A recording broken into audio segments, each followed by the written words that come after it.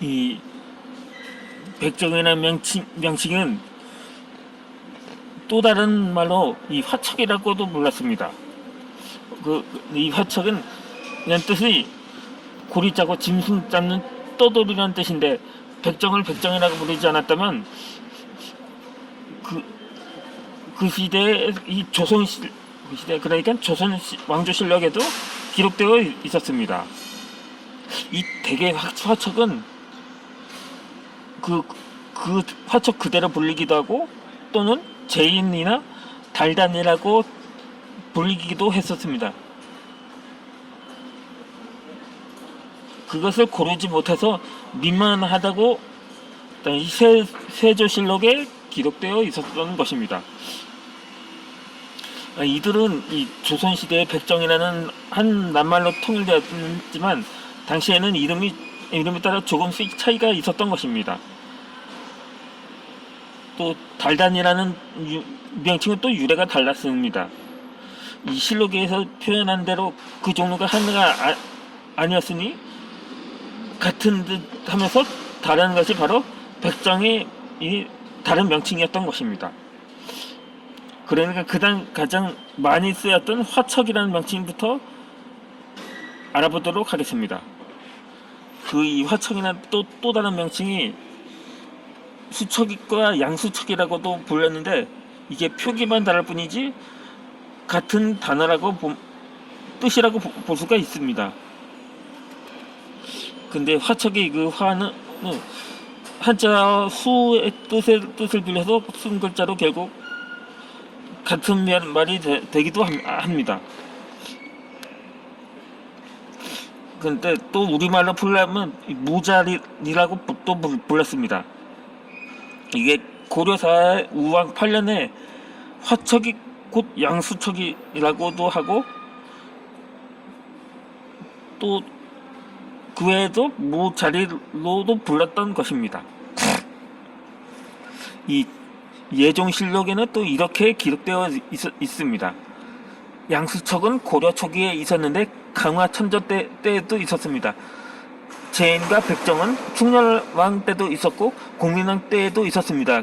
그래서 멀리 500~600년 전에 이미 존재했고, 가까이는 수백 년 아래로는 떨어지지 않았사옵니다.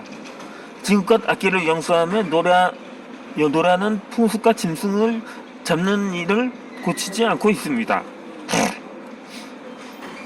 이와 같은 상소문이 예종 1년 때인 1469년경의 기록이니, 그때부터 500~600 전에 이미 869년에서 969년 사이에 이미 존재했다는 사실입니다.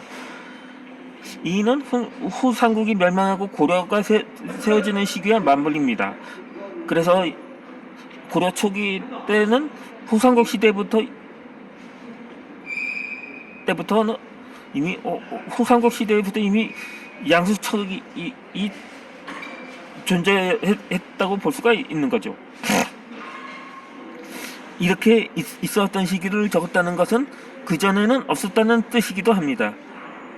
곧 그전에 이 땅에 살지 않았지만 고려가 세워질 즈음에 해서 새로 들어왔다는 것이죠. 말하자면 이들은 본디 이 땅에서 살던 토박이가 아니라 이주에 들어온 이방인이었다고 볼 수가 있습니다.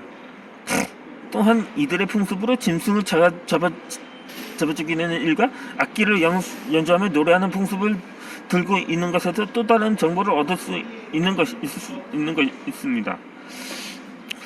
이들은 이방인 중에서도 특히 유목민족이었던 거죠.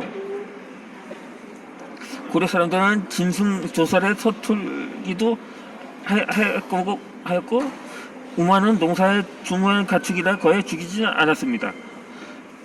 그런 고려인들을 대신에 짐승은 도살해준 이들이 바로 국경을 건너온 고란족이나 여진족 같은 유목민족들이었던 추측인 거죠. 이 말을 타고 초원을 달리며 고개를 즐겨 먹었던 이들이었던 거죠. 이렇게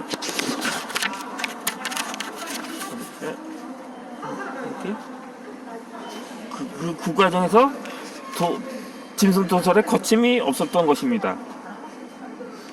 또한 목초지를 따라 떠도는 삶의 고단함을 떠들썩한 연주와 노래로 풀었으니 그것은 대대로 유목민들의 풍습이 되었던 것입니다. 그렇게 고려 초기에 이주에 들어가 살던 이목민들이 후에 들은 실록에 나타난 대로 강하천도 때까지는 양수척으로 불리다가 고려 말에는 원나라 간섭기 때 숙련왕과 공민왕 때는 제인과 화척으로 나뉘어 표기가 되기 시작한 거죠. 이 양수척이 세월이 흐르면서 이 화척과 이렇게 제인으로 둘로 나뉘게 된 것입니다. 이체 양수척이라는 이름에서보다 특별한 재수가 하나 있었습니다. 이 중종실록에 따르면 우리나라에는 특별한 종류의 한 사람이 있으니 사냥과 유기 만드는 것을 업으로 삼아 일반 백성들과 다르다. 이들을 백정이라 하는데 곧 전조의 양수척이다. 그러니까 전조란 이전의 고려 왕조 때를 말하는 거죠. 여기서 양수척이 백정의 옛 이름이었다는 것은 그 특별한 종류는 그러니까는 별종이라고 불렸고 또 다른 한편으로는 이민족이었던 것을 확인할 수가 있었던 거죠. 그러니까 사냥하거나 도구를 제작하는 이를 업으로 삼았다는 것 사실도 증명이 되었습니다. 그때 유기는 그런 도구는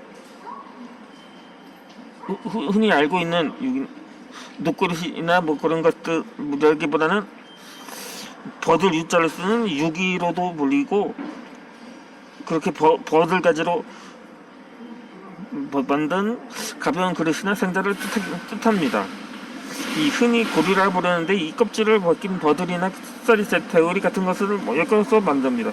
그래서 양수척의 첫 글자로 버드나무 양뜻 것입니다. 근데 이 가운데 글자가 몰수자인 것도 그들이 버드나무가 자라는 물가를 따라서 이동해 다녔기 때문이기도 합니다. 거기에 마지막 글자로 천민 또는 쟁이를 뜻하는 척이 붙여서 양수척이라는 말이 나왔던 것이죠.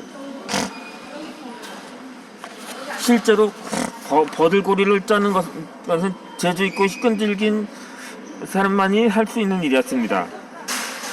먼저 초여름 일찍부터 새로 난 연한 가지를 부지런히 꺾는 일기부터 시작했었던 거죠. 그 과정은 가지를 꺾은 다음에 이 가마솥에 쪄서 일껍질을 전부 벗겨내고 그 부드럽게 다듬는다고 합니다. 그렇게 다듬은 이 속도를 가지고 고리라고 불렀던 거죠. 그 일을 이제부터 시작으로 잘 다듬는 고리를 엮어서 모양을 만들고 테두리를 물먹은 얇은 나무판을 눌러 흐트러지지 않게 합니다.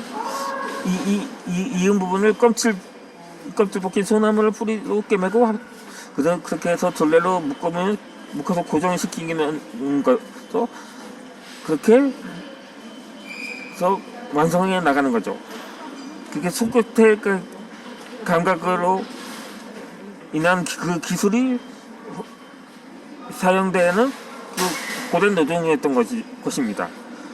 이렇게 만들어진 고리는 당시 사람들에게 중요한 물품이었습니다.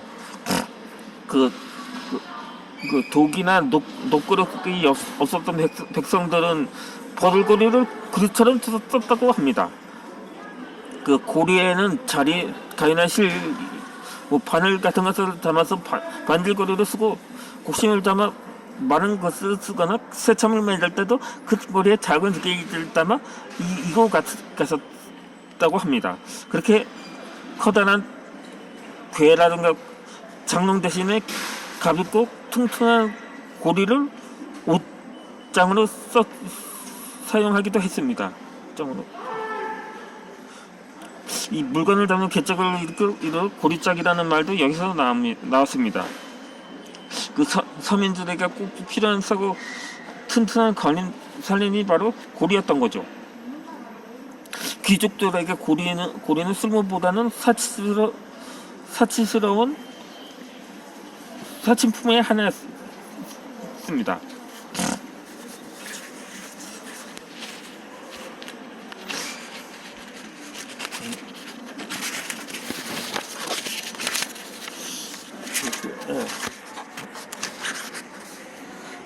그래서 장식에 치수 만들 때 훨씬 더 손이 갔던 거죠.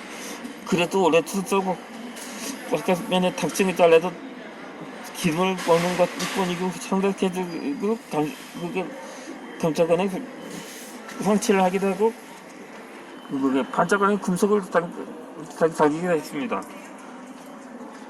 뚜껑에나 화려한 그림을 붙여놓거나 비단으로 꾸미기도 했는데 그 과정이 하나씩 더해질 때마다 양수창들은 손끝도 하나씩 같습니다. 이렇게 힘든 과정을 거친 버들고리가 이 정갈하고 아름다운 생용품으로 귀속품의 장식품이 되었던 거죠.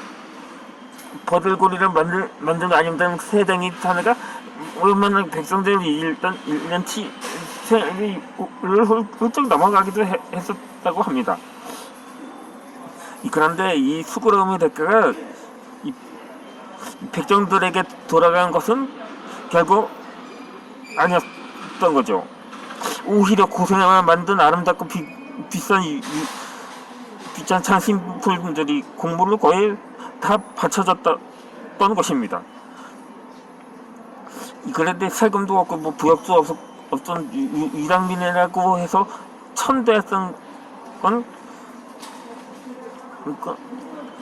그렇게 천대하고 어떤 대신에 천대하고 이렇게 그들의 재주를 착취하겠다는 것이죠. 이 오죽하면 세종 때 공조해서 이렇게 모든 고리를 화척에 얘기해서 거두었는데 이제는 그만 받고 민가에서 거주하는 말까지 나왔을까요? 이게 또 이 기록이 세종실록 지리지 50페이지 세트줄이 아니고 그리고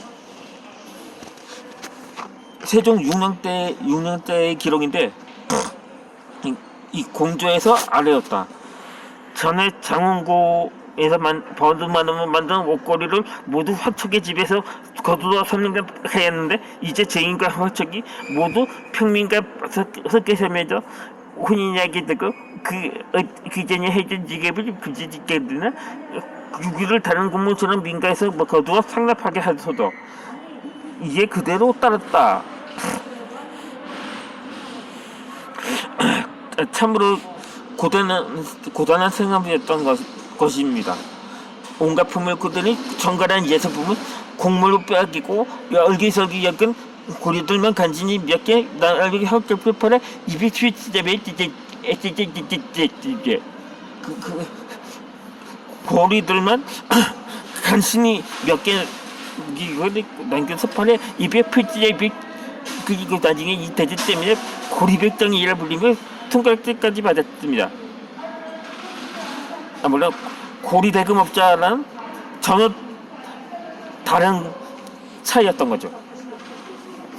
이렇게 전문 기술이 조금도 제선받지 못했던 것이 백정들의 삶이었던 것입니다.